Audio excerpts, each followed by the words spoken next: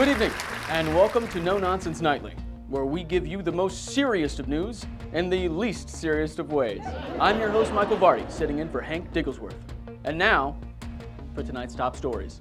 Starting off with the SEC's favorite crypto company, Ripple Labs, are planning on revolutionizing the real estate industry with tokenization, which is great news for all of us millennials out there, because we may never be able to afford a physical house. That's why we built the metaverse, so we could at least afford a virtual house. That's the state of things, people. It was easier for us to create digital land, to build digital houses with digital money than to even try to make it happen the old-fashioned way. Of course, all of the virtual houses are still out of my price range, but I'm here and ready for whatever comes after digital real estate. I'm getting it on the ground floor of ethereal homesteads. Until then, I'll be on the outskirts of the sandbox in my virtual tent. Nice tent. In world news, President Biden has announced that the U.S. has finally destroyed all of its chemical weapons, completing an agreement it made back in 1997. But don't worry, the Federation of American Scientists estimates that the United States still possesses 5,428 nuclear weapons as of 2022. So if you were worried about the lack of chemical weapons causing a sudden case of world peace, fear not. There are still plenty of reasons to stay awake all night, staring at the ceiling with bloodshot eyes, fearing that the end is nigh. But the chemical weapons are gone, so you're welcome, planet Earth. Meanwhile, industry giants like Humane, Twitter, and Microsoft are reported seeing significant advancements in their AI technology, which sounds good to me. I'm worried about the inevitable takeover of humanity by AI as much as the next guy, but I would rather have Wall-E run Twitter at this point over Elon Musk. Think about it. Wall-E would troll us less, and maybe they could actually get us through a single Twitter space without it kicking everyone off halfway through. Elon, hashtag Wall-E for president. All right, we've had our fun now, but it's time for some very serious news. Our very serious soft drink segment. The World Health Organization is considering labeling aspartame, the sweet nectar in Diet Coke, a potential carcinogen. Sure, the FDA has known of 92 different harmful effects of aspartame since 1995, including asthma, convulsions, hyperglycemia, hypoglycemia, osteoporosis, urinary tract infections, visual disturbances, as well as aggravated clinical signs for arthritis, Parkinson's, lupus, diabetes, epilepsy, Alzheimer's, lymphoma, birth defects, chronic fatigue, aneurysms, hair loss, dizziness, tremors, migraines, memory loss, slurred speech, depression, irritability, hypertension, nausea, vomiting, diarrhea, rashes, itching, hives, cramps, and in some very rare cases, death. But sure, go ahead, WHO, list aspartame as a carcinogen too. That'll protect us soft drinkers, because if there's anything that'll stop people from drinking things, it's a good, strong label. And for the record, I only listed about 1/3 of the 92 potential side effects of aspartame. And what's it all for? So a soft drink can be labeled sugar-free. I don't know about you, but if I had to choose between sugar-free and visual impairment or not sugar-free, I'd pick the sugar. And that was our very serious soft drink segment. Thank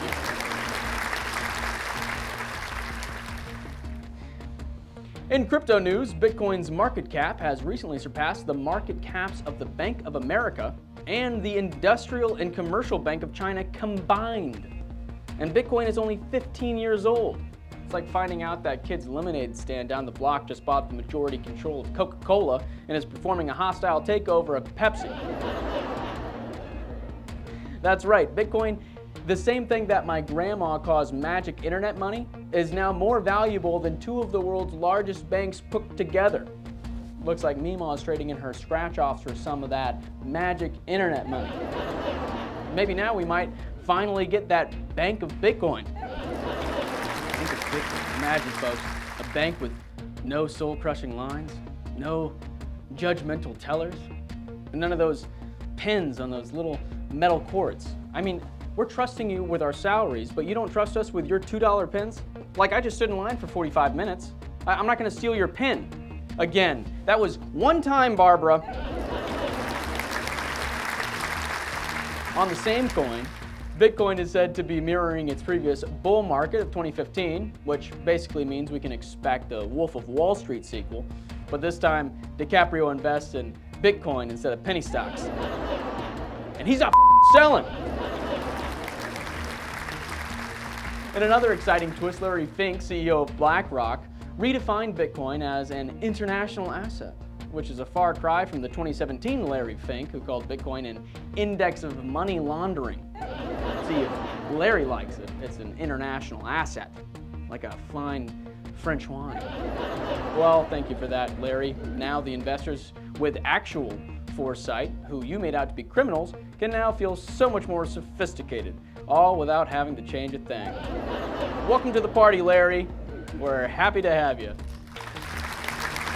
Meanwhile, the UK's central bank is considering the use of its central bank digital currency, Bitcoin, to verify ages and nationalities. Wow, that was fast. We went from CBDCs might encroach on our personal privacy to Bitcoin is now linked to your age, nationality, wallet, and every single one of your transactions. It's only a skip and a jump away from Bitcoin partnering with the thought police. Sorry, Sally, I know you're a Swiftie, but you can't buy that NFT concert ticket with Bitcoin because you know what you did.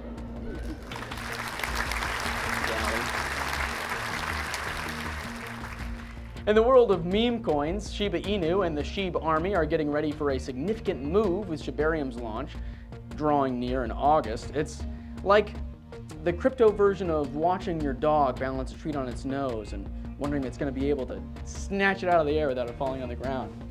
I mean, we at No Nonsense Nightly can't wait to find out.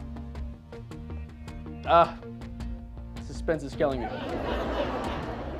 On a more serious note, we have some impressive news from the world of medical AI. A new tool named Charm is reportedly helping doctors with brain tumor diagnostics. I know what you're thinking. It's called Charm and it works on brain tumors. I'm not sure if it's supposed to sound more appealing or less terrifying, but I guess it beats their first name for it. The Brain Blasting Data Extractor 9000. In medical terms, this bad boy can quickly identify a glioma tumor's genetic profile, a process that usually takes days or weeks and only minutes. Isn't that fantastic? I mean, we can diagnose life-threatening conditions faster than you can get that grande pink drink from Starbucks.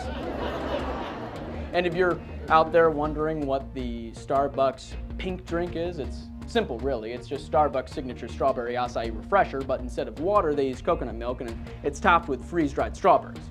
But that's not to be confused with the TikTok pink drink, which is just like the regular pink drink, but it's with heavy cream instead of coconut milk and with extra vanilla bean powder, and it's topped with a swirl of whipped cream. But that is very different than the skinny pink drink, because the skinny pink drink, you need to switch the base from the strawberry acai refresher to the passion tango iced tea, and instead of heavy cream, you gotta switch it back to the coconut milk, and it can't be extra vanilla bean powder. It needs to be sugar-free vanilla syrup and strawberry fruit inclusions.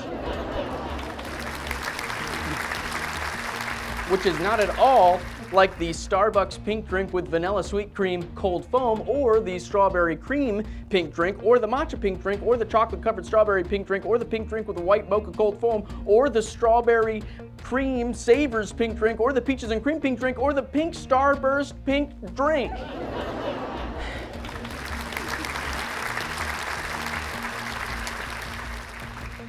So yes, Charm can identify a glioma tumor's genetic profile in less time than that. And that'll wrap us up for tonight, folks. Once again, I'm Michael Varde sitting in for Hank Digglesworth, and this has been No Nonsense Nightly. Thank you, and good night.